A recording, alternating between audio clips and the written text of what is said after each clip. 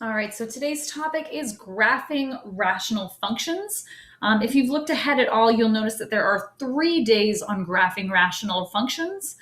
These ones can be just a little bit more complicated. There's just so much variation because the way that a rational function is set up, where it's two polynomials divided, it depends on how complicated the polynomials are, right? If this is something with like a degree of 5 and this is a degree of 2, that's going to be something that's different looking than something that's like a degree of 1 over a degree of 2. Okay, so there's just a lot of variation here. So we're breaking this into 3 days. Day one is the pretty basic ones. So these ones are going to follow most of the same rules that we've been doing this whole year. Okay, day two is going to be a little bit of a step up. And then day three is where you kind of get to the point where you say, okay, once you move past those simpler ones for days 1 and 2, now we just kind of give up the ghost and say it's just worth using a calculator to help us out. Okay, so this is the first one. So just simple rational functions. Okay, so we're going to start this out the same way that we always do with our same transformations. So if we kind of look at these, the x value's been changed here. That's your left-right shift. Okay, just like it's always been. Here, I've got something added at the end. That's an up-down shift. This is going to have a left-right and an up-down. And this guy over here, that negative is going to be a vertical flip, right? So there's a bunch of different ways that you can do these sorry, it's not a bunch of different ways. It's the same way. It's the same way we've been doing the whole time. Okay. So then all we just need is what our table of values is. We know how to do all of our shifts. We just need our table of values. And they're pretty easy to make. This number up here, that is your product number. Okay, so that's your product number. So what that means is that when I make my table of values, I want to set it up where I have pairs of numbers whose product is 6. Okay, so for example, 1 and 6, they multiply to 6. 2 and 3, they multiply to 6. 3 and 2, 6 and 1. Those are all pairs of numbers that multiply to 6. Now, there are other pairs of numbers that multiply to 6, like 4. 4 and something will multiply to 6, but it doesn't nicely multiply to 6. And for the sake of a table of values, we're okay skipping that one. Okay? All right, so then I want you to just think for a second. Think about what's going to happen with this table of values as we go in opposite directions. So as I keep making these values bigger, right? So as these numbers are getting bigger, these numbers are getting smaller, right? So if I kept going in this table and started using 7, 8, 9, 10, 11, 12 as values of x, these numbers are keep getting smaller, right? Like if I plug in 12, I'm going to get out a half. Okay, so you're going to keep getting smaller and smaller and smaller, but you're never actually going to achieve 0, right? Because there's no number that I can plug in for x so that when I do 6 divided by that, you get 0. So what does that tell us? That tells us we're going to have an asymptote showing up. And then similarly, if we start thinking about going in this direction, so think about making these numbers smaller, right? But not into the negative category. We'll just stop before we get to negatives, right? As these numbers get smaller but stay positive, these numbers are going to keep getting bigger. Like if I put it in half, this would be 12. Okay, so these are going to keep getting smaller. These will keep getting infinitely bigger. That's another asymptote there. Okay, now you're going to have one weird spot in here at 0 because when you try to plug in 0 for x, 6 divided by 0, not a thing. So, hey, there's our friendly asymptote. But then on the other side, we do have negative pairs of numbers that will also multiply to 6.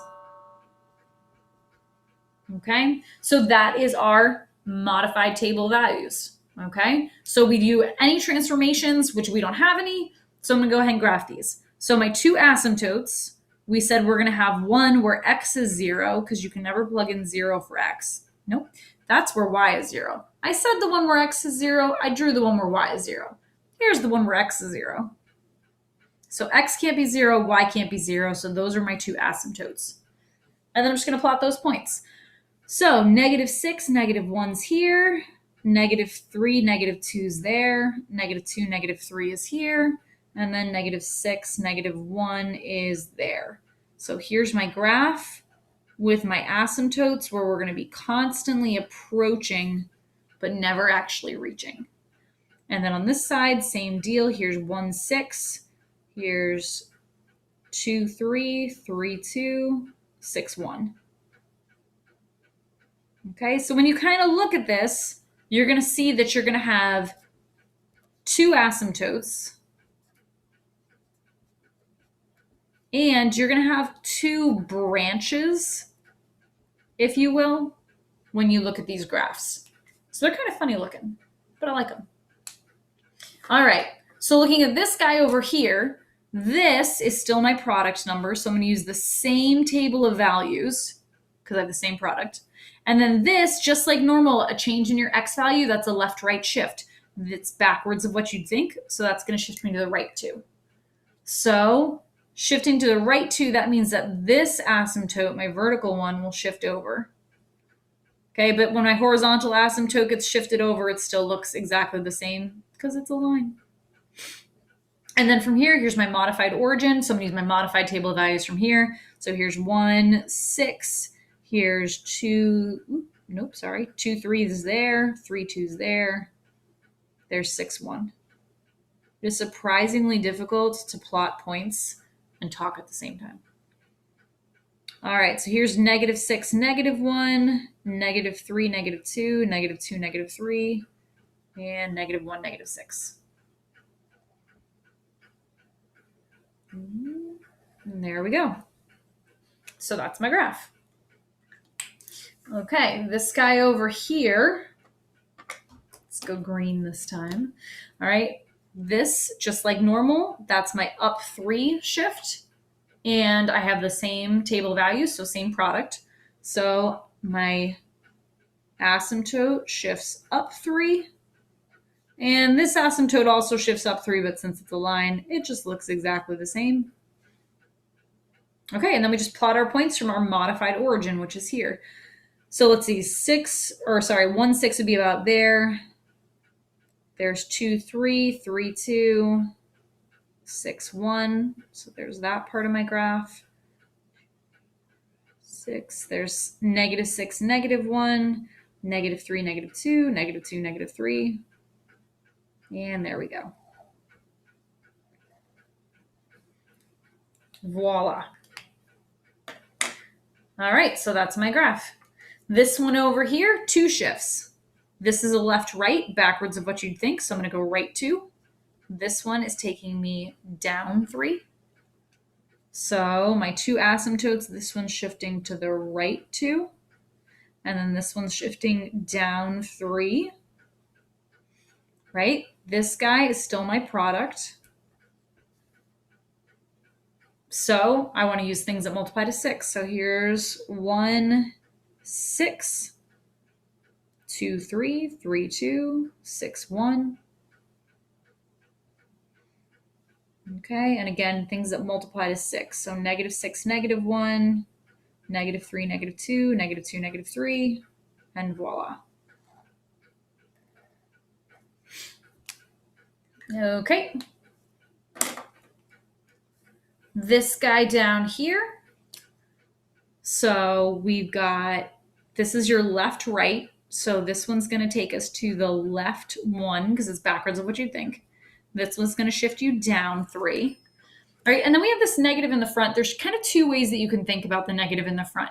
Thing number 1 is that you can think about this as your vertical flip, right? So when you go to plot these points, you're just going to go the opposite direction. So instead of going left 6 and down 1, left 6 and up 1, left 3 and up 2, left 2 and up 3. When you get down here, go to the right 1 and down 6, right 2 and down 3, right? So you can think of it that way, which is kind of the way we've been thinking about it. Or you can think of it that your product is -6 and make your new table of values. So if my product's -6, then if this is a -6, that'd be a +1. That would have to be a +2. That would be a +3. It does the same thing. Okay, so just got to figure out how your brain is going to work well with it and think about it either way. Okay, so this one, I'm shifting to the left 1, and then I'm shifting down 3.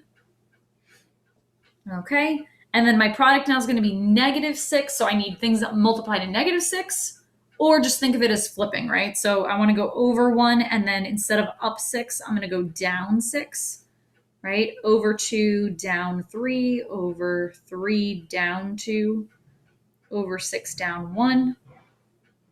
So there's that part.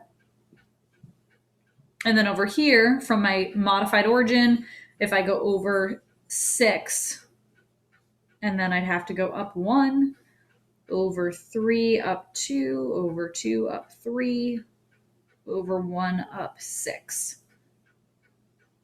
And there's my graph.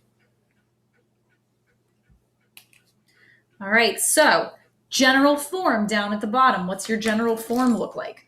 Well, my general form, the A value is always going to be your product for your table of values.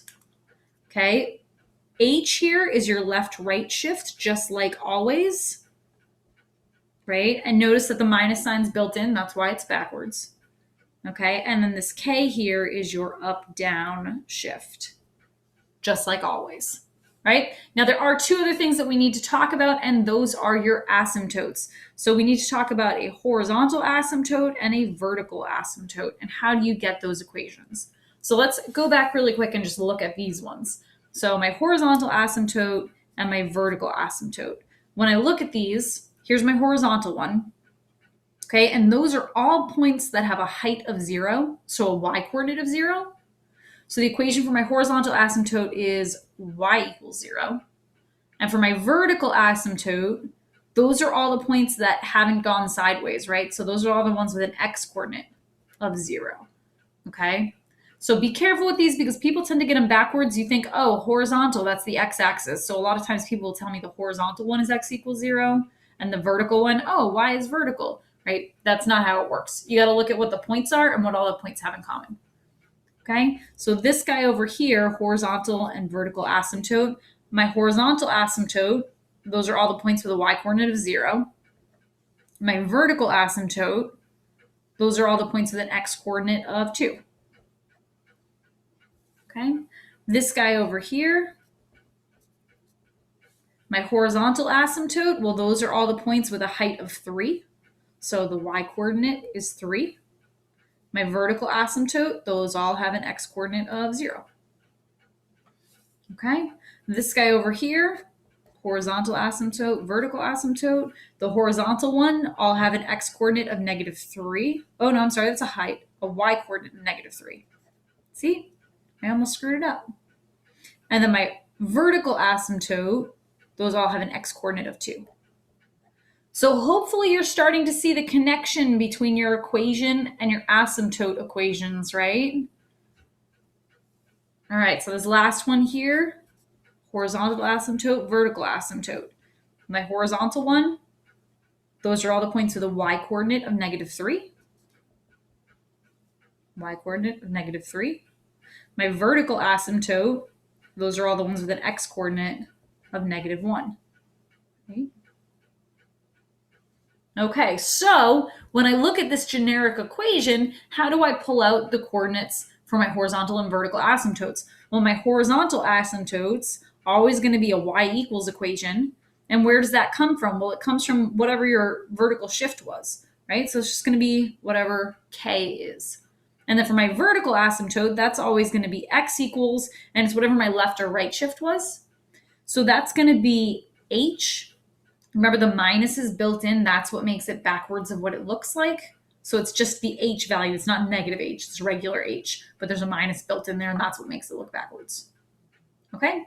So those are your level 1 graphs of rational functions. Now, these ones all had a product of 6, which means that they had a pretty big table of values. When you have something that's got a smaller number of pairs of products, you're going to have a smaller table of values, and that's okay. All right, so for example, if you were graphing like y equals 5 over x, there's just not that many things that multiply to 5. So when you set up your table of values is really only going to have a few points in it, right? And that's okay. So this one really only have 4 points in it, and that's all right. You can only have 4 points. That's fine. All right, so just make sure you use as many points as you can, but if it's not a ton, that's all right.